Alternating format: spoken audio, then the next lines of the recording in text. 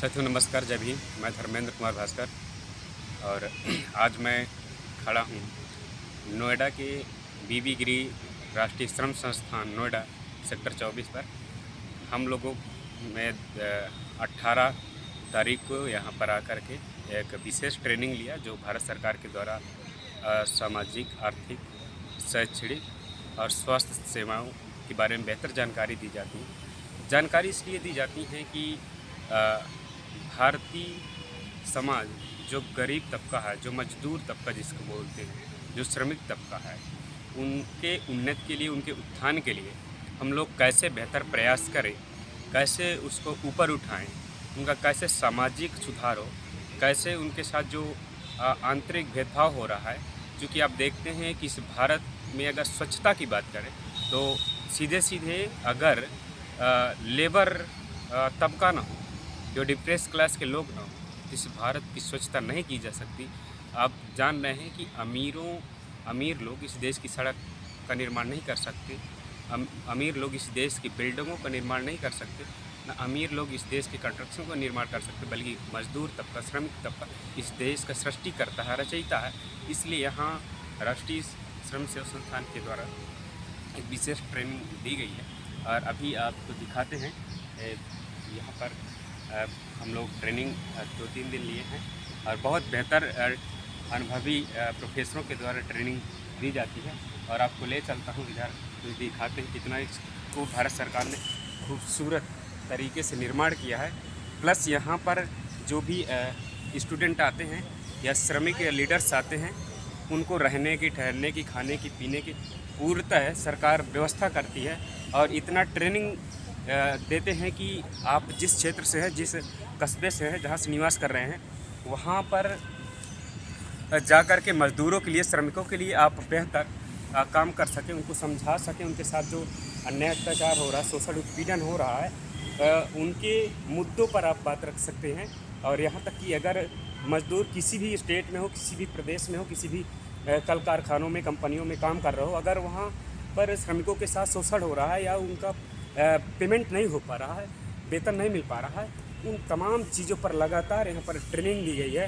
साथ ही उनके साथ जो व्यवहार किया जा रहा है, सामाजिक व्यवहार, उस पर भी साथियों ने बहुत अच्छे से ट्रेनिंग ली गई है। अगर सामाजिकता की बात करूं तो अभी इधर देख सकते हैं, यहाँ पर ये माननीय कार्यालय है, महानिदेशक का officer of the director general यहाँ पर रहते हैं। तो ये बहुत खूबसूरत पौधशाला बनाए गए हैं। चूँकि आप जान रहे हैं कितना शहर प्रदूषित है, पॉल्यूशन से भरा हुआ है, लेकिन इतना शांत माहौल है इस बिल्डिंग का, इतना खूबसूरत इस बिल्डिंग का निर्माण किया गया है कि जो भारत के कोने कोने से लोग आते हैं तो उनको एक अच्छा पल महसूस होता है और वो समझते हैं कि हम लोग किसी जगह पर रुके हैं। और कुछ ट्रेनिंग लेते हैं, सीख करके जाते हैं, तो वहाँ की वर्करों को, वहाँ के लेबरों को, वहाँ के मज़दूरों की समस्याओं पर वो ध्यान देते हैं।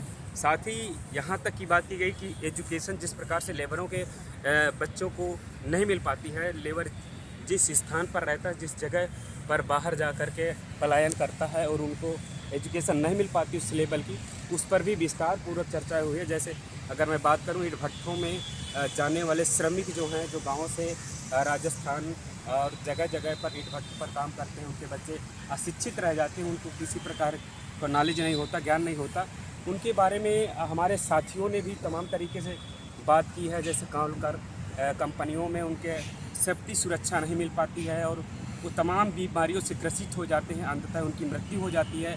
आर्थिक तंगी इतनी है कि वो जैसे श्रमिक है, उनको शिक्षा उस चीज़ की नहीं मिल पाती है कि वो लोग अच्छी ट्रेनिंग लेकर के अच्छे जॉब्स पर जाएं और बच्चों को सही शिक्षा मिल पाए। इन तमाम विषयों पर, स्वास्थ्य से लेकर के, शिक्षा से लेकर के, सामाजिक समस्याओं से लेकर के तमाम चीज़ों पर बहुत विस्तार से बात कही गई है। लोगों ने ट्रेनिंग लिया, हम लोगों ने भी ट्रेनिंग ली है और यहाँ तक यहाँ के अनुभवी प्रोफेसरों और अध्यापिकाओं के द्वारा ये भी कहा गया कि आप जिस क्षेत्र पर जाएं, एक ट्रेड यूनियन बना करके वहाँ के गरीबों मजदूरों की समस्याओं को सुने और उनके लिए आप लड़ें, आवाज़ उठाएं। क्योंकि इस देश में, इस दुनिया में श्रमिकों की आवाज़ उठाने वाला कोई व्यक्ति नहीं होता। इसलिए स्पेशल बीपी गिरी पूर्व राष्ट्रपति भारत देश के थे। उनके नाम पर इस ट्रस्ट को, इस यूनियन को बनाया गया है जो मजदूरों के लिए ख़ास तौर पर है।